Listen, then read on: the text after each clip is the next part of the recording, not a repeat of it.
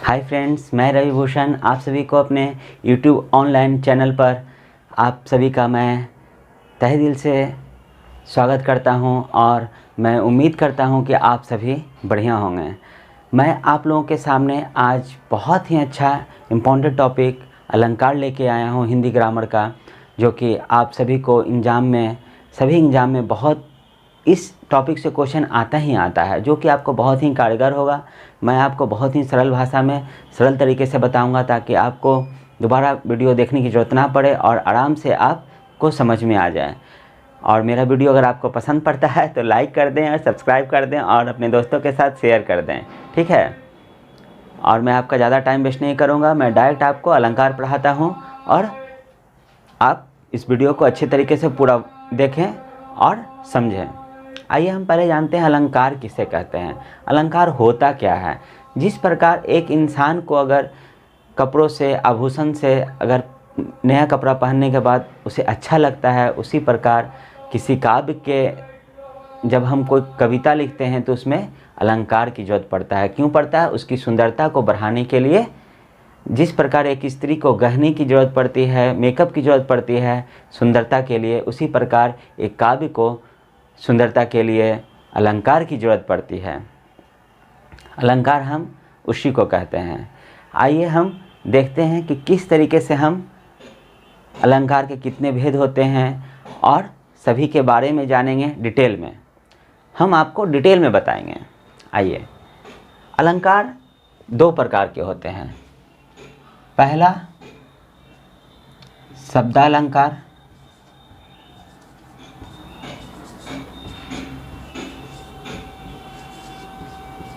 ठीक है। पहला क्या हुआ? शब्दालंकार। दूसरा अर्थालंकार।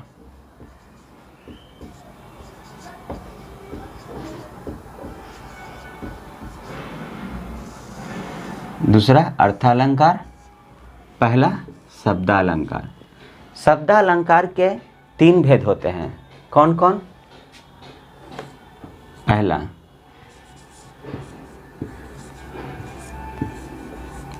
अनुप्रास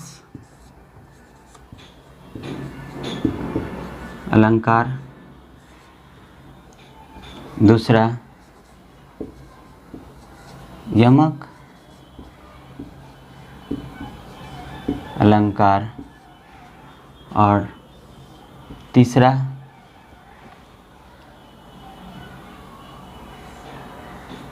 क्या होता है? श्लेष अलंकार।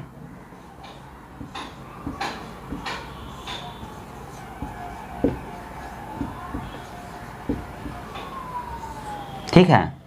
शब्दालंकार के तीन होते हैं। पहला क्या होता है? अनुप्रास अलंकार, दूसरा यमक अलंकार और तीसरा श्लेष अलंकार।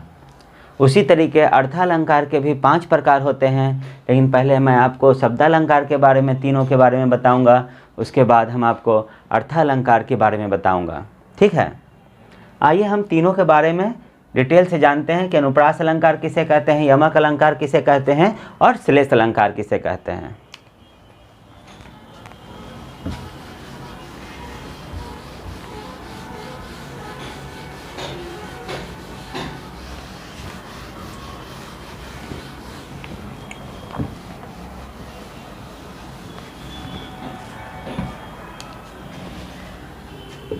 पहला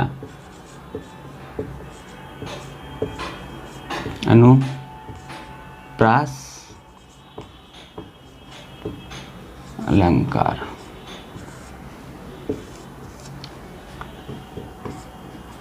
देखिए, अनुप्रास अलंकार का मतलब होता है जिस रचना में एक वर्ण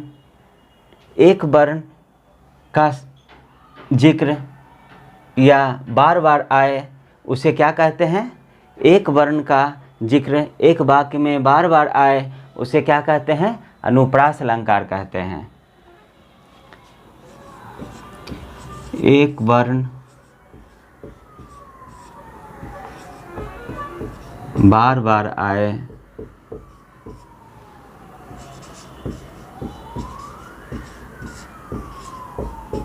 तो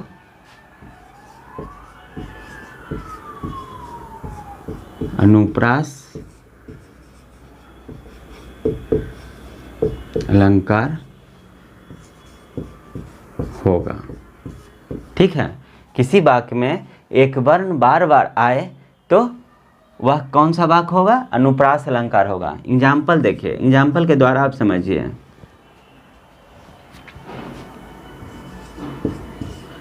बीमल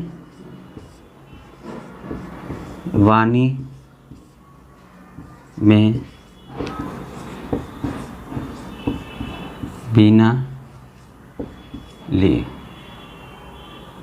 ये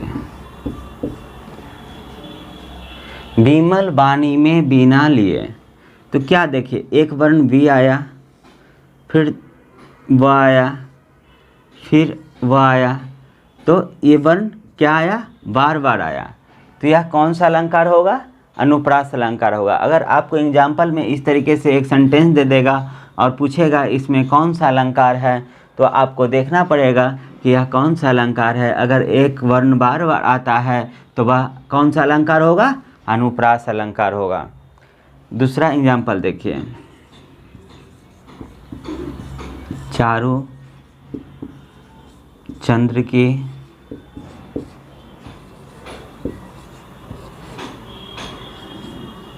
चंचल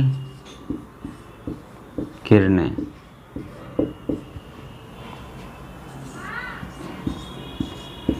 खेल रही थी जल थल में। क्या है?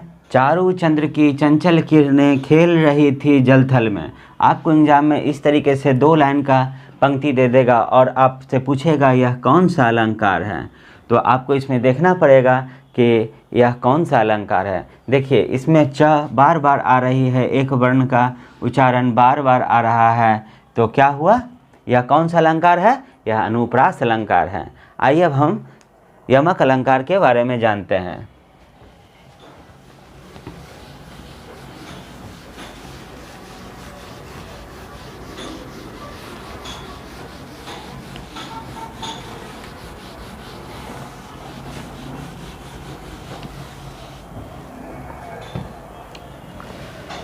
दूसरा क्या है?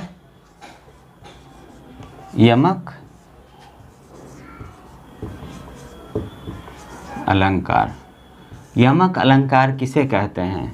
जिस प्रकार अभी हम अनुप्रास अलंकार में पढ़े हैं, किसी वर्ण के जिक्र बार बार किसी पंक्ति में किया जाए तो वह कौन सा अलंकार होता है? अनुप्रास अलंकार होता है। उसी तरह यमक अलंकार में किसी शब्द के, किसी एक शब्द का जिक्र 2 या 2 से अधिक बार हो तो वह कौन सा अलंकार होगा?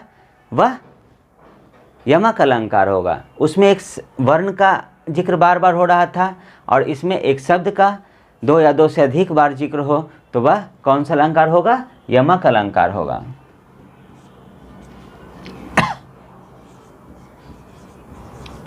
वाक्य में किसी शब्द का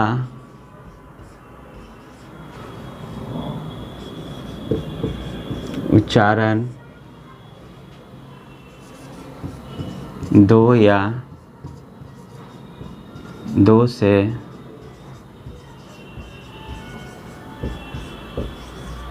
अधिक बार हो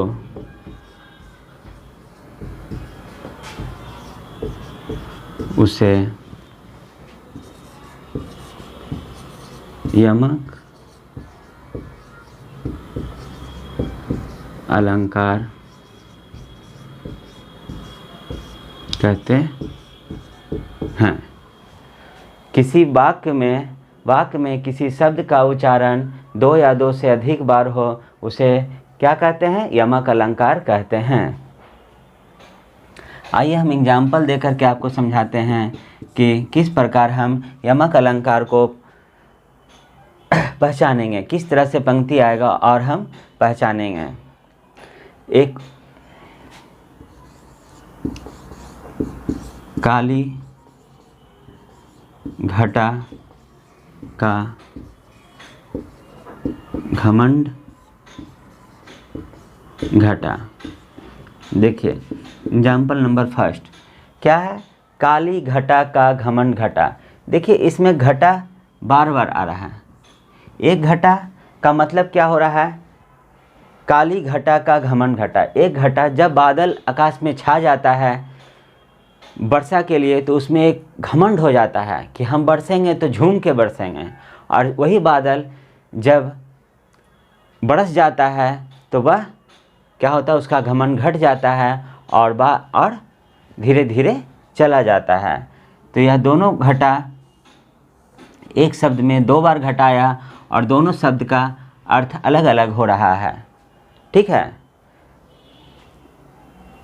आइए दूसरा एग्जाम्पल देखते हैं। एक गाना सुने होंगे आप, सजना है मुझे सजना के लिए। देखिए अगर आपको इस तरीके से वाक्य अगर आपके सामने देता है तो और आप कैसे पहचानेंगे कि इसमें कौन सा अलंकार है। सजना है मुझे सजना के लिए।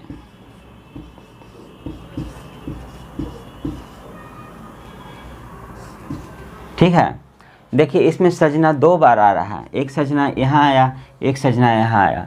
देखिए इस सजना का मतलब हो रहा है सजना है मुझे सजना के लिए, यानी इस सजना का मतलब हो रहा है क्या, खुद के लिए, और इस सजना का मतलब हो रहा है कि दूसरे के लिए सजना।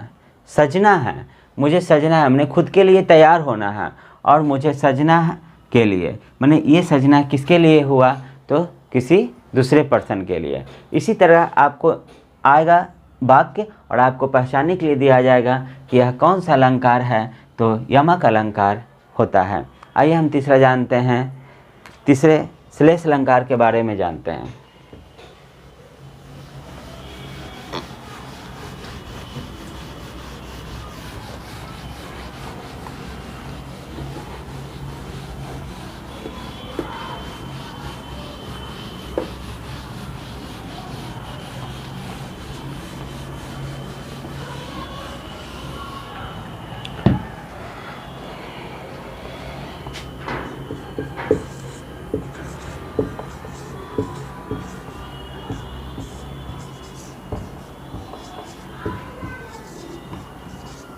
श्लेष अलंकार, ठीक है।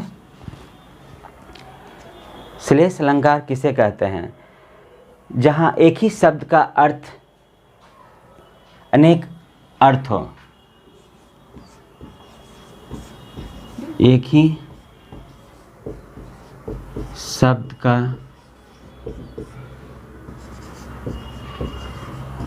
अर्थ अनेक हो। ठीक है, आइए एग्जाम्पल देख।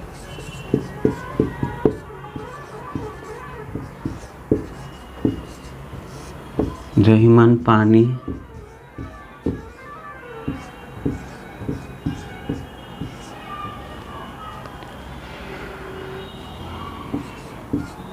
राखिए बिन पानी सब सून।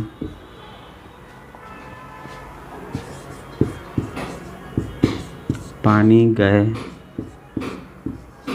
न उबरे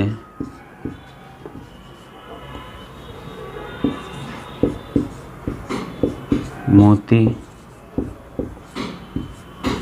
मानुष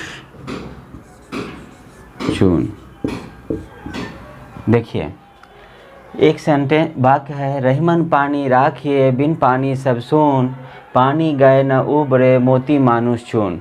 देखिए यहाँ पानी बार बार आ रहा है, पानी बार बार आ रहा है, एक ही शब्द आ रहा है ना। तो हर पानी का मतलब अलग हो रहा है। यह पानी का मतलब होता है, रहीमन जी कह रहे हैं पानी को रखिए, जीवन के लिए बहुत महत्वपूर्ण है। बिन पानी सब सून, मैंने पानी जब नहीं होगा तो सब अधूरा हो जाता है।